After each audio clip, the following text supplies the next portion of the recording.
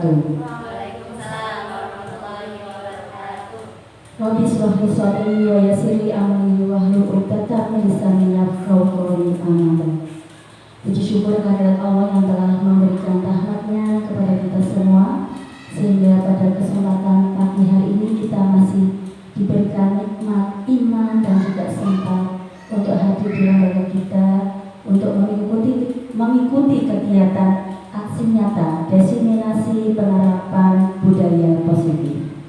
Salawat dan salam semoga senantiasa tercurah limpah kepada uswatun hasanah kita Nabi Muhammad SAW yang kelak kita tunggu syafaatnya di yaumil akhir. Untuk tertib acara akan kami sampaikan rangkaian acara diseminasi pada pagi hari ini, yaitu yang pertama pembukaan, kedua menyanyikan lagu Indonesia Raya, kemudian yang ketiga sambutan dari Ibu Kepala Sekolah TK Asal Serani, yang keempat yaitu diseminasi penerapan budaya positif, dan yang kelima yaitu penutup. Untuk mengawali kegiatan kita pagi hari ini, mari kita bersama-sama membuka dengan bacaan basmalah. Bismillahirrahmanirrahim. Untuk acara selanjutnya yaitu menyanyikan lagu Indonesia Raya. Kepada para peserta diseminasi dipersilakan untuk berdiri.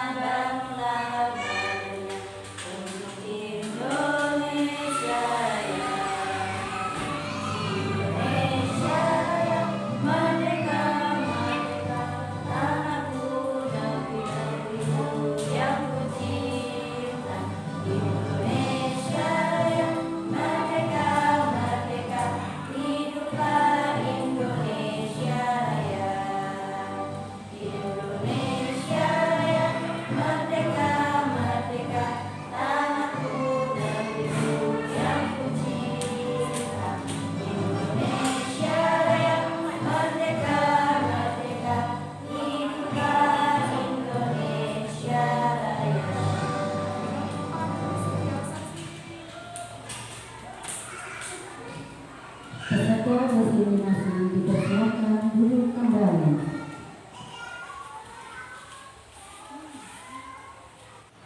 Acara yang selanjutnya yaitu sambutan dari Ibu Kepala Sekolah. Pada kesempatan pagi hari ini akan diwakili oleh guru senior TK Asalam, yaitu Ustazah Ciswati SPD. Kepada beliau kami persilakan.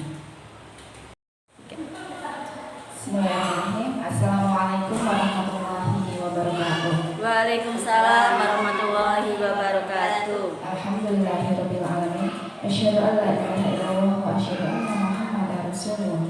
Rabbi shrah li sadri wa yassir li amri wahlul 'uqdatam min lisani yafqahu qawli. Amma ba'du. Alhamdulillah, puji syukur kehadirat Allah Subhanahu wa taala yang telah melimpahkan rahmat kepada kita semua. Alhamdulillah, hari ini dalam tahap pembelajaran calon guru penggerak, bismillah, hari ini akan melaksanakan aksi nyata diseminasi penerapan budaya positif. Terima kasih juga para rekan teman sejawat para guru dan juga pendidik yang ada di TK Asal bahwa pendidikan guru penggerak sangatlah bermanfaat ya, bermanfaat bagi sekolah kita, di mana dalam pembelajaran guru penggerak banyak sekali pembelajaran yang akan kita dapat.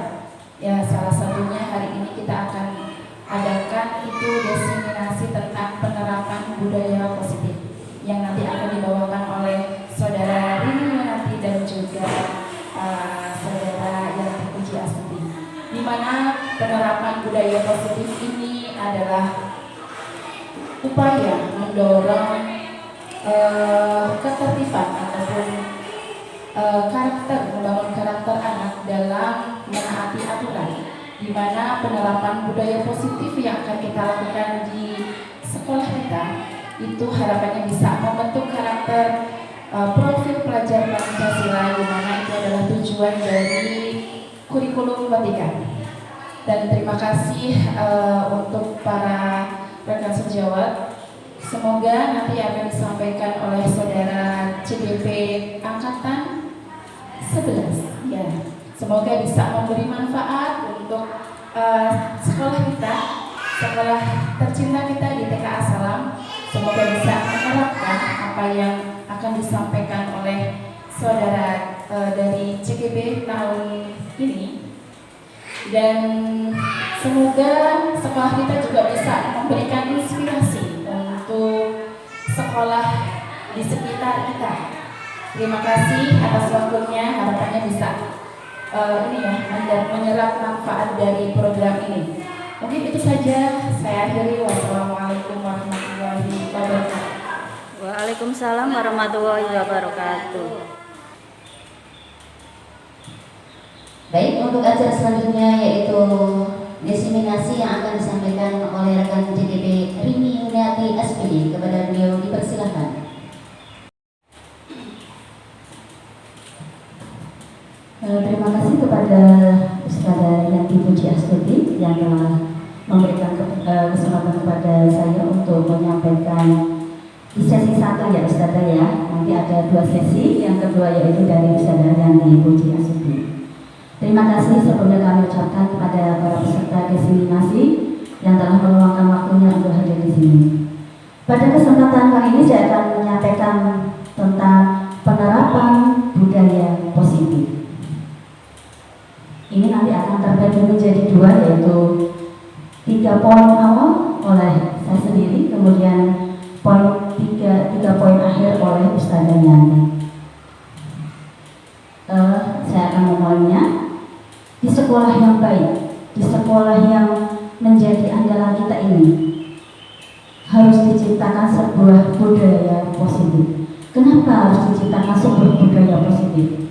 Karena budaya positif akan membuat sekolah kita menjadi sekolah yang aman dan juga menyenangkan. Kenapa harus aman dan menyenangkan? Karena dengan kondisi sekolah, iklim sekolah kita yang aman dan menyenangkan, maka pembelajaran akan berjalan dengan baik. Nah, budaya positif tersebut dapat dijalankan dengan menerapkan konsep-konsep. Jadi ketika ingin budaya positif kita itu berjalan dengan baik, maka konsep-konsep ini pun sebaiknya juga dijalankan di lembaga kita. Ada 6 konsep. Yang pertama yaitu disiplin positif, konsep yang kedua yaitu motivasi perilaku manusia, yang ketiga keyakinan kelas atau keyakinan sekolah, yang keempat kebutuhan dasar manusia, yang kelima posisi kontrol atau restitusi, dan yang terakhir yaitu segitiga restitusi. Nah, saya punya pertanyaan pemantik ini. Adakah yang tahu apakah disiplin positif itu? Kalau kita mendengar kata disiplin, pasti dalam bayangan kita itu kan, ya Allah, disiplin, kita harus kerja keras, kita harus tepat waktu semuanya. Ada yang tahu disiplin positif? Kalau positif lebih mengarah ke arah yang lebih baik ya. Kalau sekarang disiplinnya sendiri itu apa? Monggo peserta bisa menyampaikan pendapatnya. Monggo, bisa ada Afi, barangkali mau berpendapat. Bisa maju ke sini, Ustaz.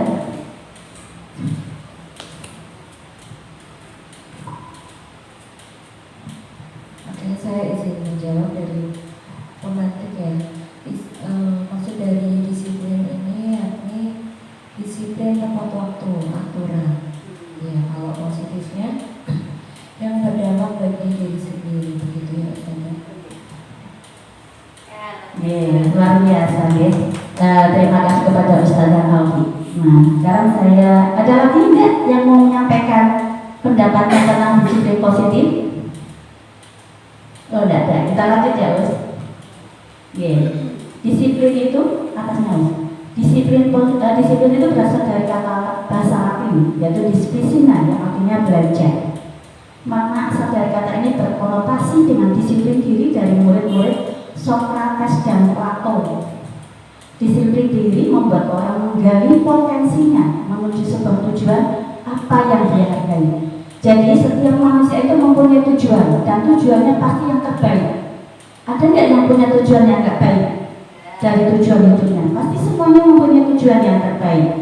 Namun dalam budaya kita, makna kata disiplin telah berubah menjadi sesuatu yang dilakukan seseorang pada orang lain untuk mendapatkan kepatuhan. Jadi kemarin kalau di sekolah kita menerapkan disiplin ke anak-anak itu biar patuh. Ayo kamu baris cepat gitu, kayak gitu. Jadi kita memberikan ayo disiplin gitu. Tetapi maknanya mungkin masih terlalu luas nih. Kemudian kecenderungan umum adalah menghubungkan kata disiplin dengan ketidaknyamanan, bukan dengan apa yang kita hargai atau pencapaian suatu tujuan mulia itu. Nah, di sini bisa kita merangkum dari kalimat tadi.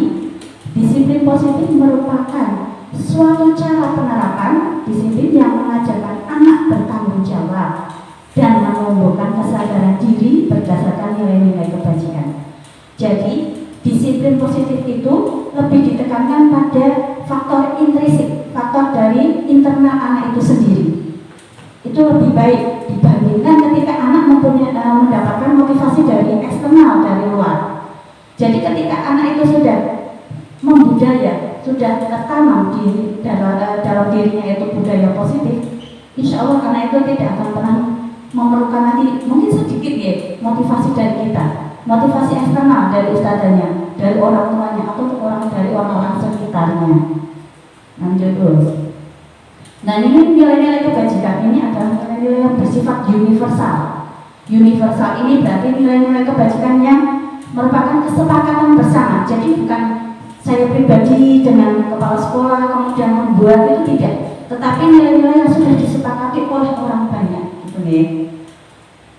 Kemudian disiplin positif. Disiplin diri dapat membuat anak memahami dan menyadari berdasarkan motivasi internalnya. Jadi ketika dia sudah memahami dan menyadari, oh kalau aku buang sampah ini tidak pada tempatnya, itu nanti apa? Efeknya apa? Oh, tempat jadi kotor, mengganggu kesehatan. Dan kalau mau membuang sampahnya sembarangan ada airnya, oh tanganku bisa kepleset.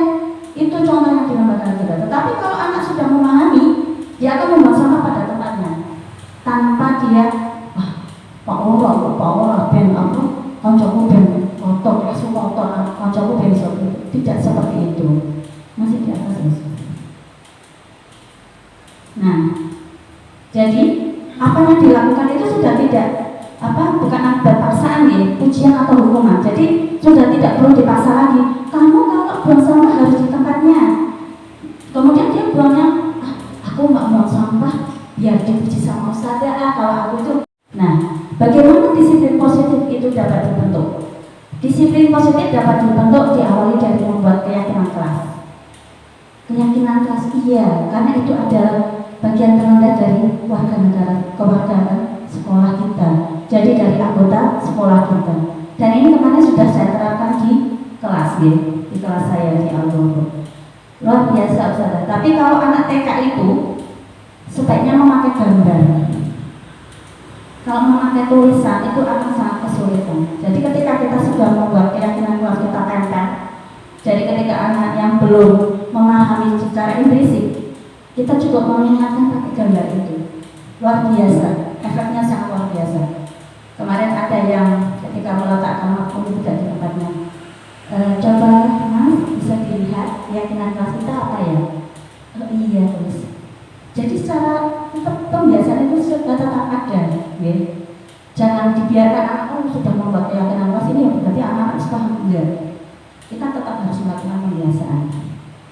Kemudian masih apa sih? Dan keyakinan kelas ini disepakati bersama oleh seluruh anak. Jadi dipahami oleh seluruh anak. Kemarin caranya itu ketika saya memakai gambar orang membuat sampah, itu saya apresiasi dulu. Anak-anak itu saya apresiasi dulu. Ini loh gambar ini. Nanti caranya bagaimana? Kita pakai tetap bawa tong sampah, kita cara berikan caranya seperti itu. Kemudian akibat-akibatnya ketika tidak membuang sampah di tempatnya. Lanjut terus.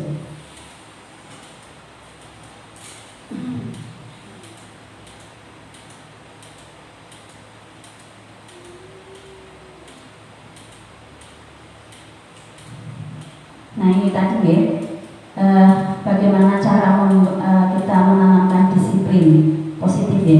Yang pertama dengan membuat aturan dan kesepakatan bersama. Itu di tingkat sekolah, di tingkat kelas bisa diterapkan. Kemudian menerapkan konsekuensi, bukan hukuman. Ada yang tahu apa bedanya hukuman dan konsekuensi?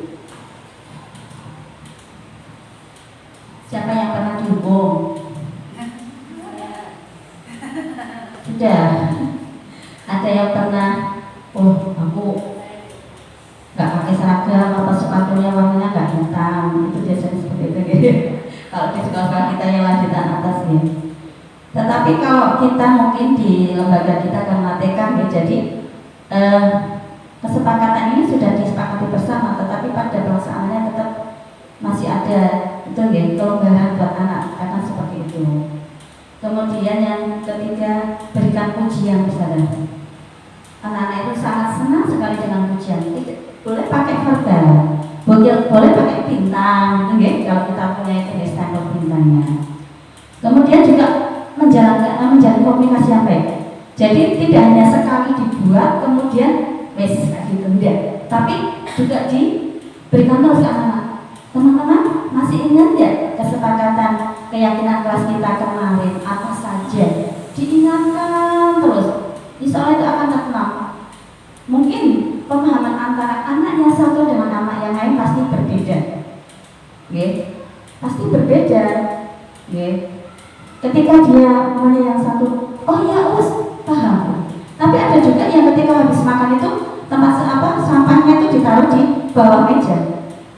Nah, ini tugas kita sebagai guru lebih memberikan motivasi dan juga bimbingan. Seperti itu ya. Kemudian yang selanjutnya yaitu menjadikan diri kita teladan. Kita harus jadi teladan. Kita buang sampah ya di tempatnya ya gitu ya. Jangan sampai orang mau bocah-bocah ini mau orang gitu dong ya. Tidak seperti itu. Karena kadang mungkin nanti yang lihat bukan hanya di kelas kita, tapi di kelas lain pun juga bisa melihat gitu. Oh, bisa kayak buang ini buang sampah di orang yang buang ini kayak gitu ya. Tidak seperti itu. Kemudian apa sih manfaat dari disiplin positif itu? Ketika budaya positif itu sudah tertanam, maka manfaatnya sangat banyak. Yang pertama yaitu karakter anak akan semakin kuat. Ketika di kegiatan makan tuh, kadang anak-anak kan kalau yang masih tingkat egoisnya tinggi, egonya tinggi kan, maafku ya maafku, maafmu ya maafmu. Tetapi kita bisa memberikan contoh Ustazah. Biasanya kita bawa makanan nih. Wah, hari ini siapa ya teman-temannya yang belum bawa makanan atau snack gitu ya? Kita dekati. Kita mau dia ini Ustazah bawa ini. Kita sebenarnya memberikan contoh secara tidak langsung ke anak. Anak-anak itu kan, kok Ustazah ngasih itu? Gitu. Pasti ada pertanyaan seperti itu. Dan kita lakukan sering kayak gitu ya, sering. Mau tidak ini Ustazah bawa ini loh, enak loh, sehat gitu. Itu nanti anak yang lain-lainnya akan terbiasa tuh. Kemana aja Ustazah ngasih, yuk kita ngasih. Dan alhamdulillah itu bisa. Ketika setiap hari kita juga memberikan contoh kepada anak itu. Kemudian akan timbul rasa sopan dan saling menghormati. Saling menghormati di sini contohnya. Ketika saya sendiri ketika menanamkan ke anak-anak itu, ketika Ustazah bicara, teman-teman silakan diam. Nanti ketika teman-teman mau bicara, nanti juga Ustazah diam. Jadi kita saling mendengarkan gitu. Kalau Ustazah bicara, kamu bicara, nggak bisa. Nanti malah Ustazahnya bingung, kamu juga akan bingung, nggak gitu ya. Kemudian anak semakin percaya diri dengan dirinya. Karena ketika disiplin positif itu sudah tertanam, anak itu akan semakin percaya diri dengan dirinya. Oh, ternyata aku bisa. tanggung jawab oleh ustazah. Seperti itu. Ketika dia kok sedikit-sedikit dibantu, anak itu rasa percaya dirinya akan tipis ya.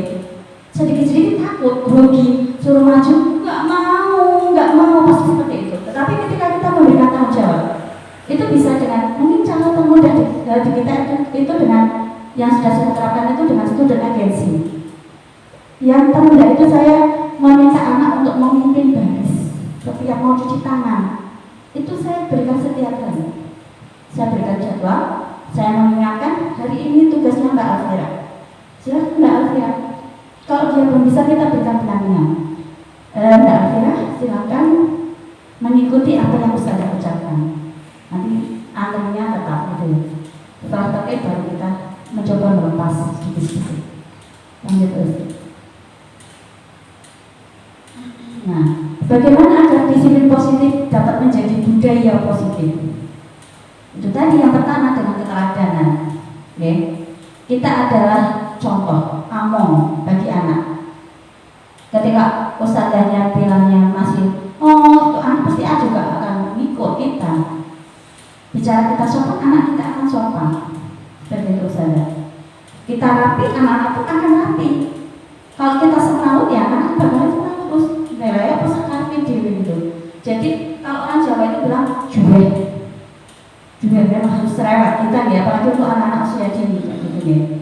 Kemudian juga pembiasaan, dibiasakan, anak-anak dibiasakan, itu akan menjadi sesuatu yang terbiasa buat anak.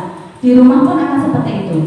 Biasanya ketika sudah seperti itu, biasanya mau pulang, coba nanti kalau pulang tasnya diletakkan di mana. Biasanya saya juga suka proses ketika kegiatan hari. Coba bunda di kelas ini yang ketika pulang tasnya sudah diletakkan di tempatnya siapa, itu bisa dijadikan kita bahan sharing ketika pagi ya.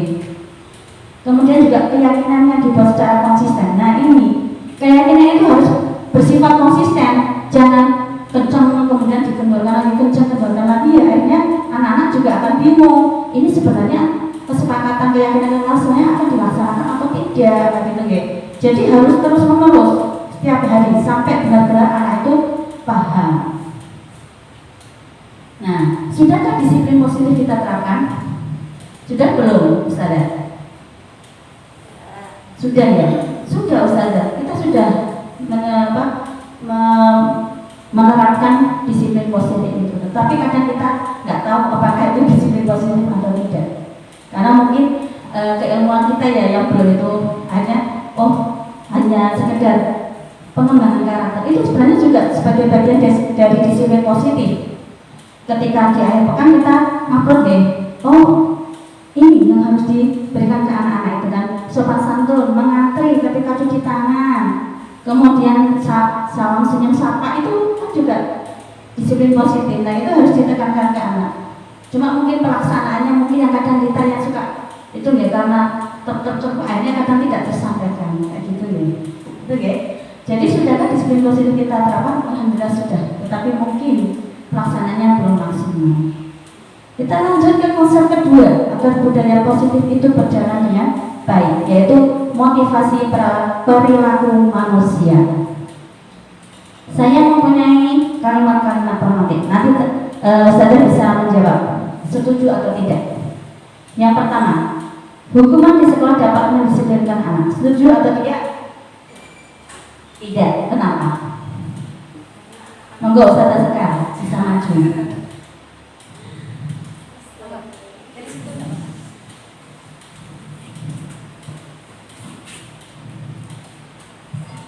Ini saudara sekarang akan menyampaikan kenapa hukuman di sekolah dapat mendisiplinkan anak.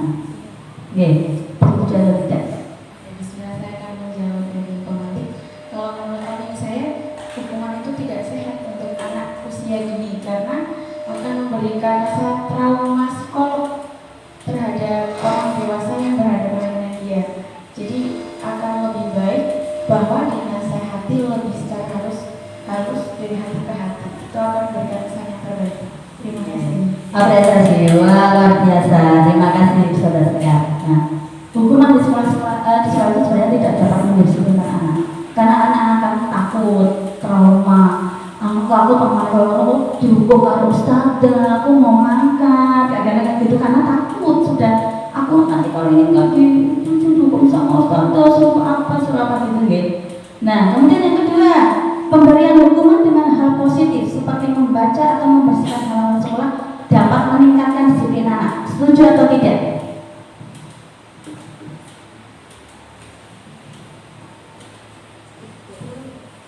Setuju atau tidak?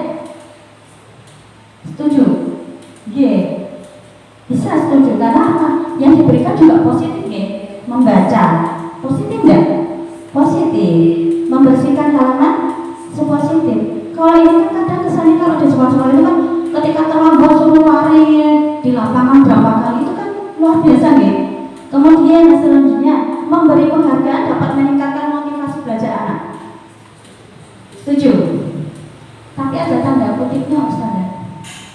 Nanti kita ada penjelasan ini. Memberi penghargaan dapat meningkatkan motivasi belajar anak. Itu sebenarnya juga tidak baik Ustazah. Ketika jumlahnya sangat berlebihan dan itu menjadikan ketergantungan pada anak. Karena ini sifatnya adalah eksternal, bukan dari internal anak. Ya. Ketika diberikan itu kan, aku pagi bentuk bentuk ya itu tidak. Tapi kita tanamkan dari diri anak itu sendiri. Oh aku melakukan ini karena memang aku harus begitu gitu ya. Aku belajar biar pintar, bukan biar dapat piala, biar dapat ranking 1 itu tidak. Oke. Kemudian membuat anak merasa bersalah memberi dampak lebih ringan dibanding menghukum. Setuju atau tidak? Kita lanjut ke kalimat pemantik yang keempat. Membuat anak merasa bersalah memberi dampak lebih ringan dibanding menghukum. Setuju atau tidak? Setuju. Adakah yang tahu alasannya? Monggo, Tanda Okta. Kita monggo, nggak apa-apa Us. Tidak ada yang salah, tidak ada yang benar di sini Us. Kita saling sharing ya gitu. Monggo, Tanda Okta.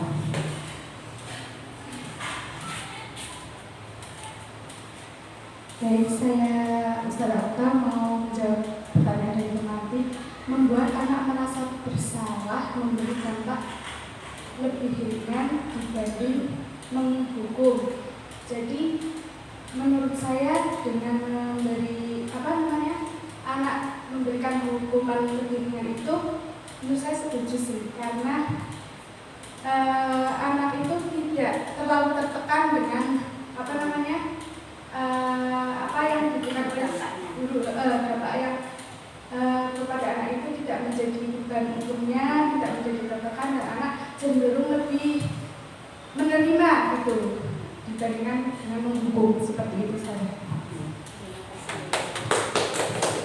Ya, terima kasih Ustazah Okta. Membuat anak merasa bersalah memberi dampak lebih ringan dibanding menghukum. Ya, setuju. Kenapa? Ketika anak merasa bersalah, membuat anak merasa bersalah itu nanti hubungannya dengan konsep yang keempat dan kelima, yaitu membuat posisi kontrol dan juga segitiga restitusi. Ini adalah bagian dari konsep yang selanjutnya ya sudah nanti ya. Jadi atasnya terus.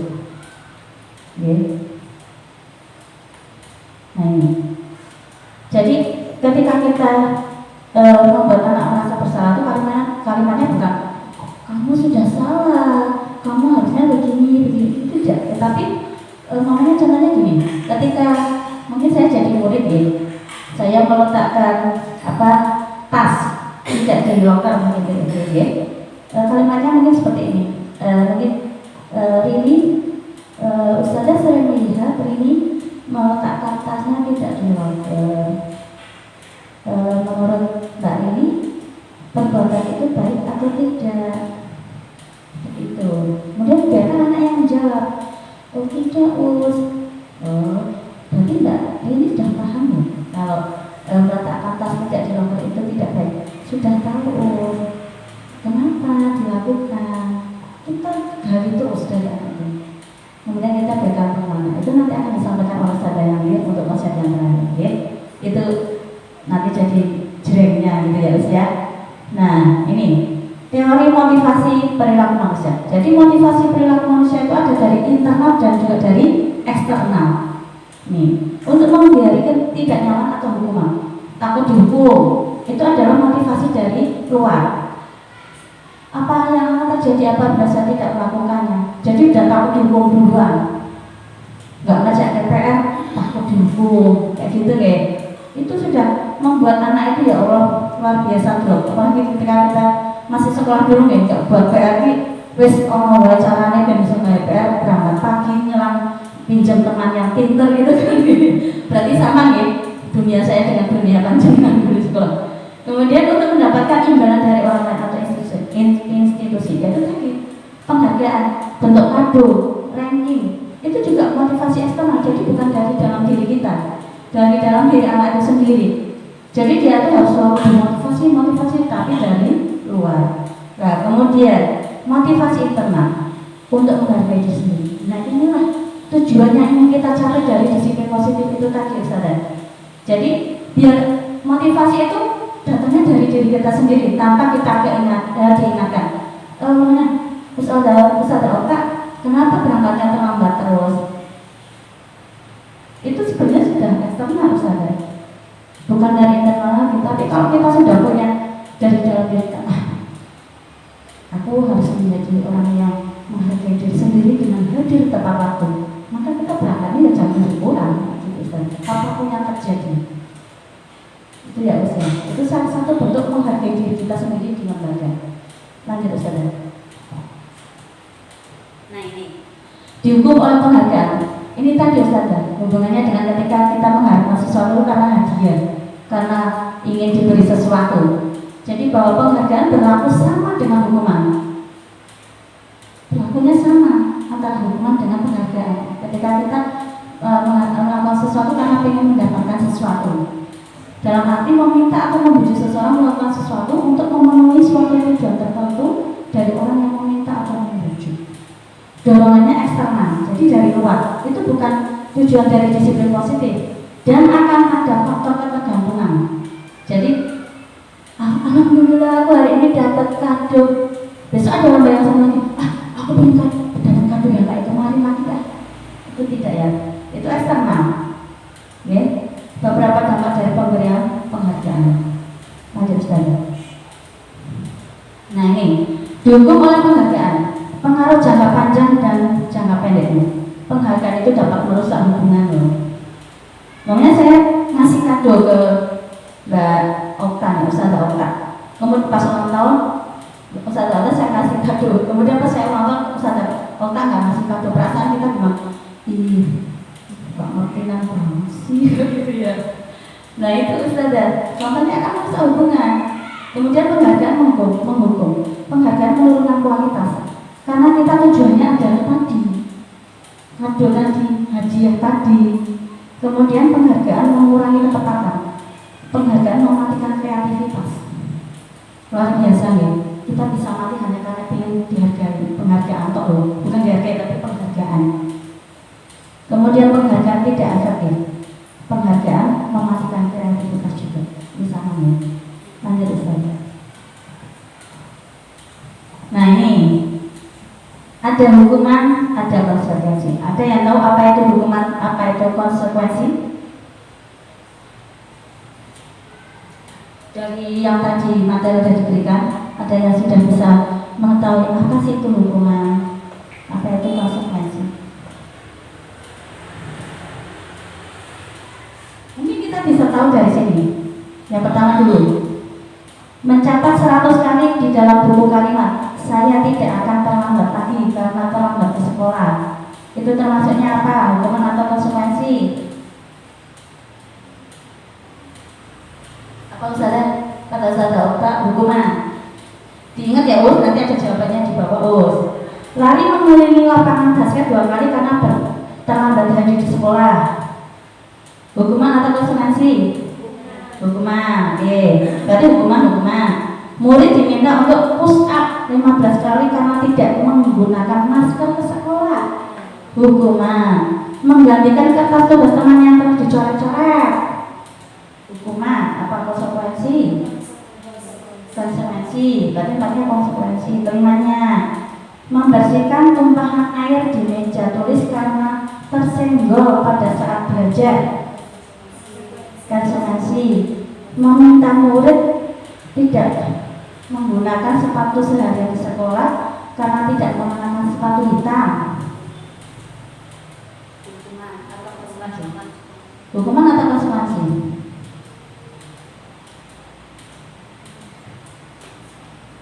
Hukuman atau konsekuensi Ustaz Askar?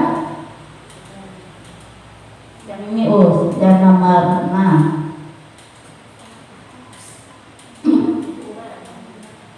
Meminta murid tidak mengenakan sepatu seharian di sekolah karena tidak mengenakan sepatu hitam. Hukuman atau konsekuensi? Hukuman. Oke. Lari mengelilingi lapangan basket 2 kali karena terlambat 10 menit untuk pelajaran PJOK. Konsekuensi. Kita lihat saja jeng. Nah, betul? Luar biasa. Ada yang salah enggak? Ayo. Ada tadi satu kayaknya ya. Nah, dari sini akhirnya kita bisa menyimpulkan apa itu hukuman, apa itu konsekuensi. Kalau saja ada yang tahu?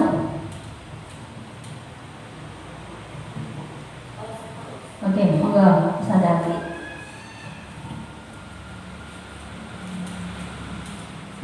Izin menjawab, jika hukuman ini memberikan efek jelas saja tetapi tidak memberikan efek yang positif untuk kedepannya. Nah, kalau konsekuensi ini memberikan anak rasa tanggung jawab, berarti dia salah dan dia harus melakukan hal yang benar. Hal yang benar dimaksudkan untuk bertanggung jawab kepada dirinya sendiri, seperti itu. Terima kasih. Luar biasa. Luar biasa. Jadi kalau hukuman itu adalah suatu usaha untuk menghentikan perbuatan yang negatif. Tetapi kalau konsekuensi adalah belajar dari tindakan yang dia lakukan tadi. Kalau aku tidak tertib, berarti aku harus seperti ini. Jadi dari dirinya sendiri. Karena itu saya keyakinan kelas. Apa itu keyakinan kelas? Lanjut sekarang. Nah, keyakinan kelas. Mengapa tidak peraturan kelas saja? Mengapa bukan peraturan sekolah saja? Mengapa harus keyakinan kelas? Ada yang bisa memberi pendapat? Kalau kita selama ini kalau di sekolah kan adanya tata tertib sekolah, peraturan sekolah. Ya. Apa itu bedanya dengan keyakinan kelas? Keyakinan sekolah. Saya jelaskan langsung ya. Masih di atas saya belum turun. Peraturan sekolah. Kalau peraturan sekolah, kalau kita flashback ke belakang, peraturan sekolah itu dibuatnya oleh siapa, Ustazah? Oleh guru, oleh kepala sekolah, hanya dari tenaga pendidik, ya. Jadi sudah dibuat. Kalau itu kan kayak sudah semacam formalitas peraturan sekolah. Harus datang ke sekolah jam 7.30 WIB, kayak gitu ya. Tidak boleh memakai perhiasan. Tidak boleh kayak gitu. Banyak ya. Kata-katanya banyak kan. Tidak memakai, tidak dan tidak. Terus kalau keyakinan kelas, tadi kan sudah saya jelaskan di depan ya. Keyakinan kelas itu dibuat bersama. Kalau keyakinan kelas, kalau kelasnya berarti kan antara wali kelas dengan anak-anak. Jadi dibuat bersama. Tidak sendiri, bukan saya sendiri yang saya buat terus kemudian saya tempel-tempel, itu tidak. Tetapi saya meminta pendapat dulu dari anak-anak di kelas. Coba teman-teman kita membuat kayak tata tertib itu sih teman-teman, aturan. Kita bahasanya kan masih pakai yang itu ya, yang anak dipahami. Kemudian saya pakai gambar. Saya pakai gambar dulu. Gambarnya saya jelaskan. Ini nanti berarti teman-teman seperti ini. Dan jangan memakai kata tidak ya, memakai kalimat-kalimat positif. ketika tidak membuang sampah sembarangan itu tidak, tapi membuang sampah pada tempatnya. Kemudian kita kasih gambar orang membuang sampah seperti itu. Anak-anak kan lebih suka melihat gambar dibandingkan tulisan. Apalagi untuk anak-anak yang belum dapat membaca ya, dengan lancar itu dia lebih paham dengan gambar. Termasuk ketika dia di fase membacanya masih magical step ya, masih melihat gambar-gambar, dia akan dengan melihat gambar bisa menyampaikannya dengan bahasa dia, gitu ya. Jadi kalau peraturan itu lebih condong dibuat oleh beberapa orang saja. Kalau di sekolah ya biasanya guru sama kepala sekolah, atau mungkin itu peraturan yang sudah turun-temurun. Jadi kita cuma copy paste tanpa melihat perkembangan zaman lagi. Kalau keyakinan kelas ini dibuatnya bersama-sama oleh warga sekolah. Kalau di kelas ya berarti guru sama anak-anaknya. Kalau di sekolah berarti komite, orang tua, anak. Mungkin dari anak dulu kan. Mintanya apa, peraturannya apa. Kemudian kita berikan nilai-nilai kebajikan universal yang kita sampaikan ke tingkat yang lebih tinggi lagi, ke tingkat orang tua, kemudian kita lagi ke tingkat sekolah. Jadi nanti bisa menjadi sebuah keyakinan sekolah, bukan peraturan sekolah. Lanjut Ustaz. Nah ini, mengapa kita memiliki peraturan harus menggunakan helm bila mengendarai kendaraan roda 2? Mengapa? Ya ini karena faktor keselamatan kita ya Ustazah ya. Kemudian juga menghormati orang lain. Mengapa kita memiliki peraturan membuang sampah di tempatnya? Karena itu tadi, kesehatan, keselamatan. Kemudian mengapa kita memiliki peraturan harus datang tepat waktu pada saat mengikuti pelatihan? Kenapa Ustazah? Karena kita yang menghargai diri kita sendiri. Kalau kita datang terlambat, kita dapat apa gitu kadang seperti itu. Lanjut Ustazah.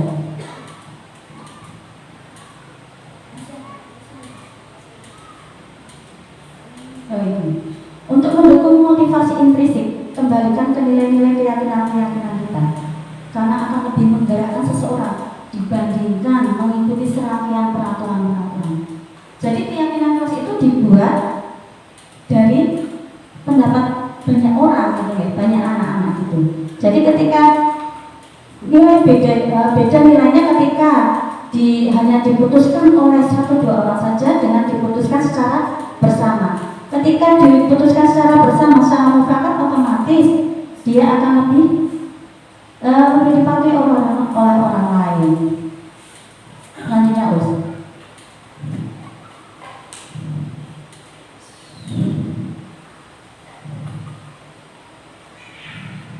Nah ini satu lagi.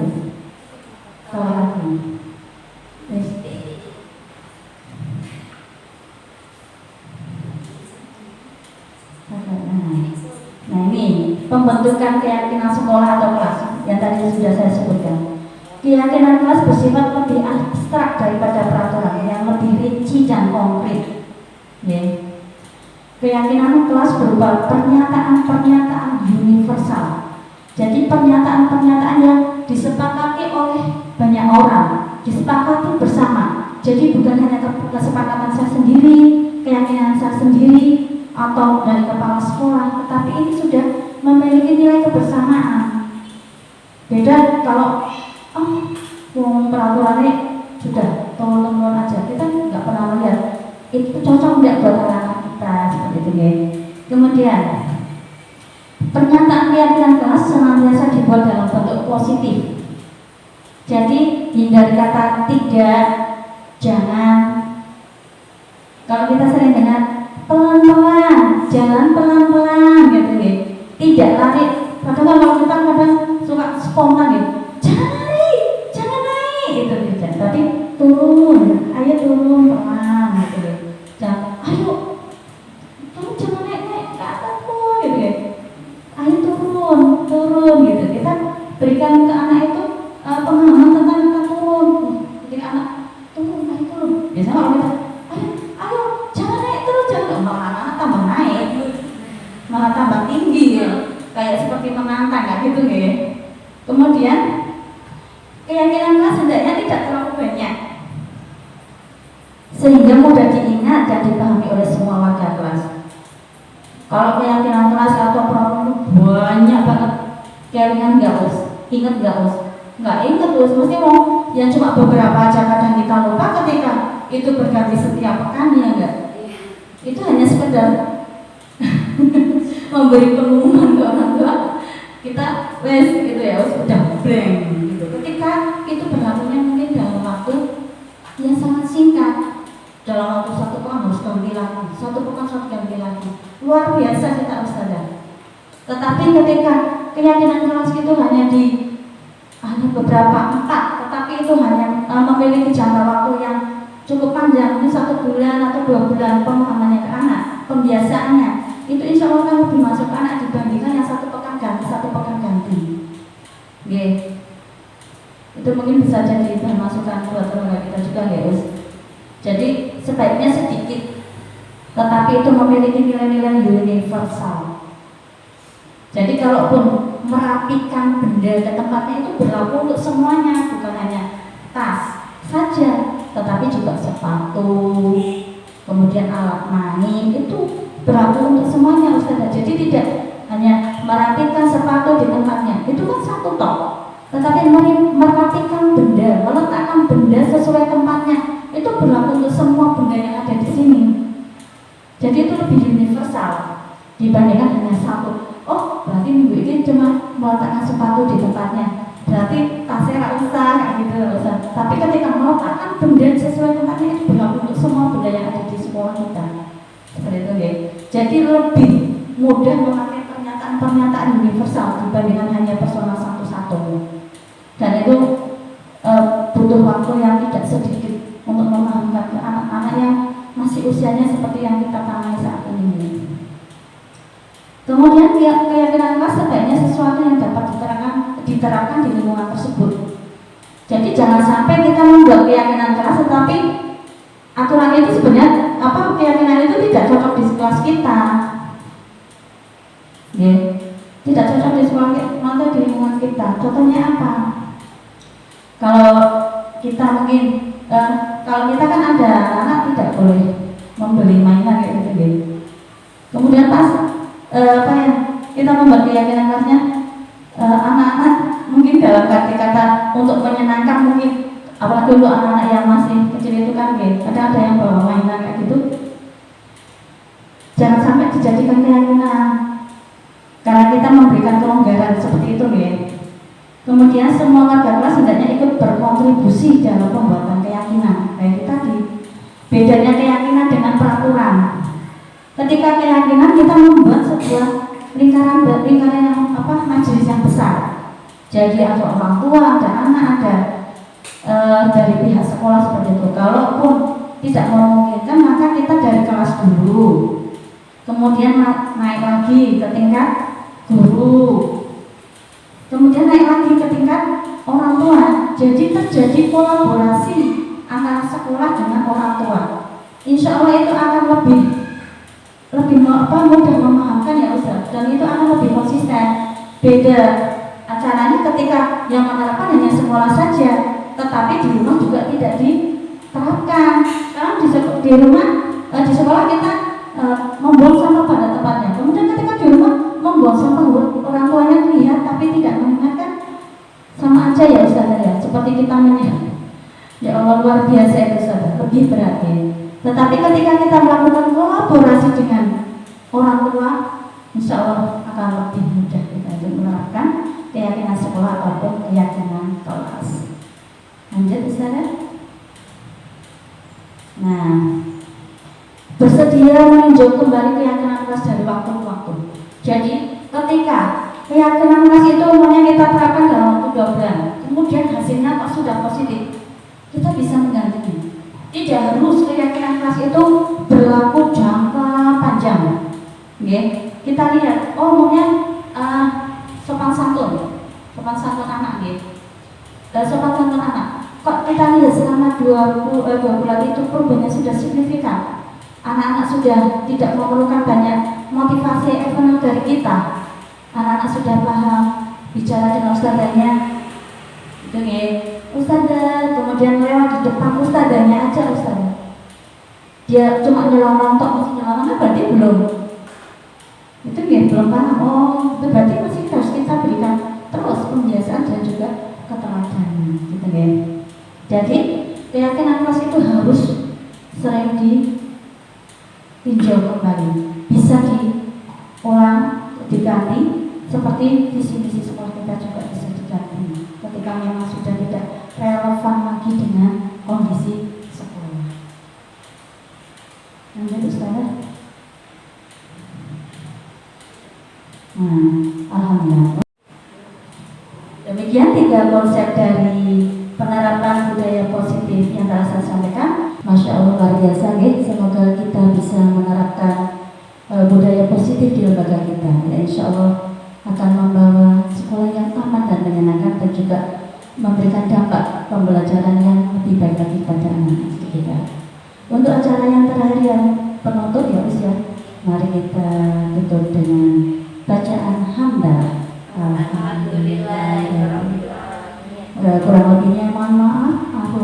Assalamualaikum warahmatullahi wabarakatuh.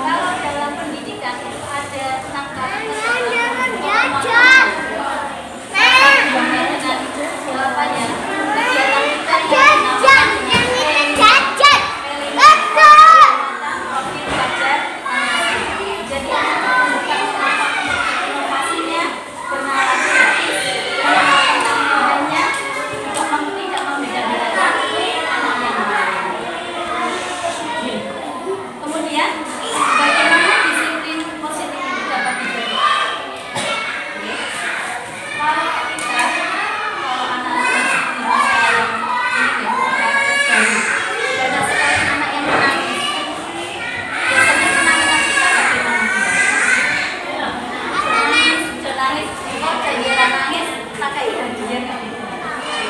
Pertama itu tidak membuat anak menjadi lebih baik. Nah, di sini dapat diawali dari membentuk keyakinan kelas. Keyakinan kelas itu apa? Keyakinan kelas adalah sebuah kesepakatan yang ditetapkan oleh anak-anak seadanya di kelas.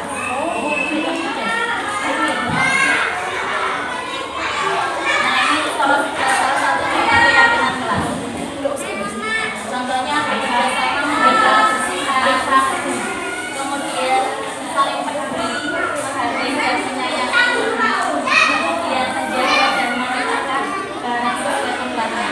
Ini sebenarnya hal yang sangat mudah, hal yang mudah semuanya, tetapi untuk melakukannya itu perlu waktu yang sangat lama. Dan ini adalah sesuatu yang besar bagi kita, terutama untuk anak-anak yang baru. Kalau anak baru mungkin kalau di rumah sudah diajarkan kemudian disiplin. Tapi ketika di rumah biasa mainan semua, juga kalau anak itu belum rapi.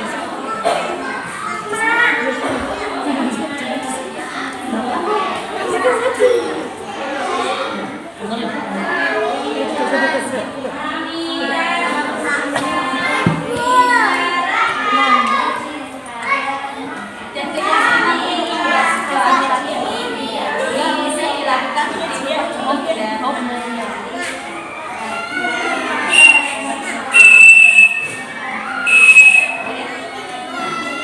Dengan cara bagaimana?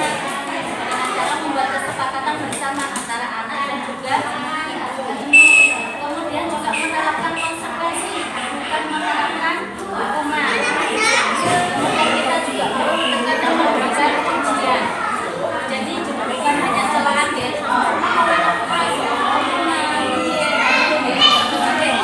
Mematahkan sinar-sinar otak anak. Kemudian kalau di rumah kita bisa menjalin komunikasi yang baik dengan anak. Jadi ketika anak melakukan sebuah kesalahan atau belum tertib, diingatkan, dikuatkan, jangan hanya pakai bentak, jangan sampai stres. Dan juga yang terakhir menjadikan diri kita teladan. Sekarang kalau ibunya hanya gini benar, disiplin dalam sholat. Kalau kita mengajarkan anak-anak itu ketika terdengar ada ambil air wudhu gitu ya. Ternyata di rumah ibunya sholatnya anaknya jadi tidak. Nah gitu. Jadi teladan.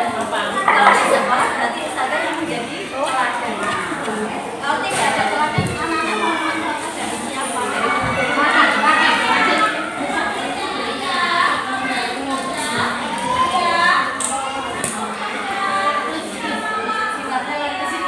kemudian apa sih manfaat disiplin di sini?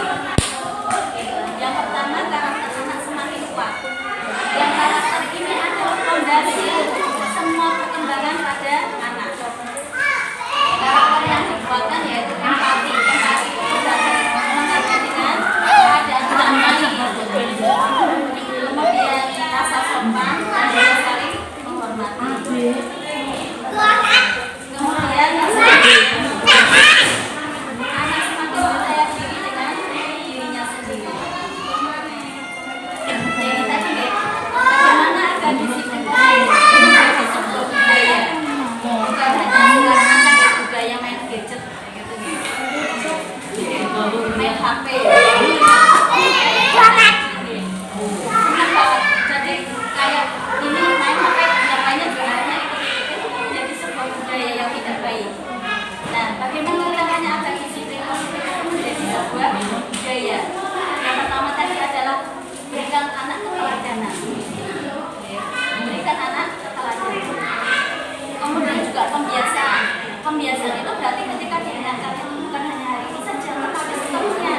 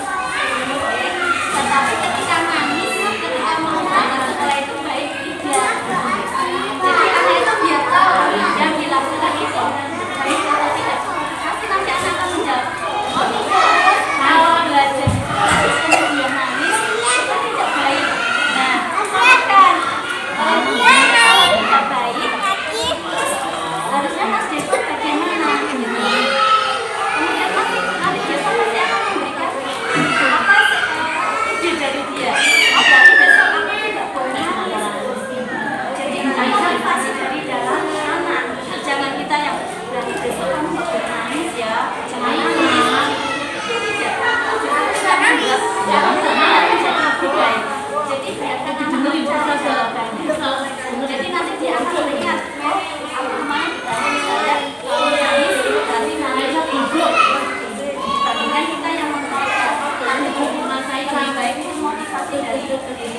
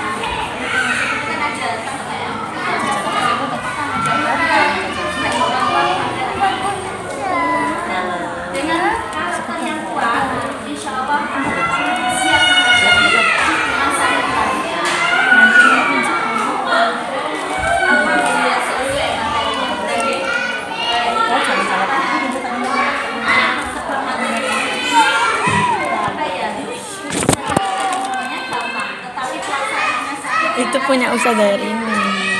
terutama untuk anak-anak yang masih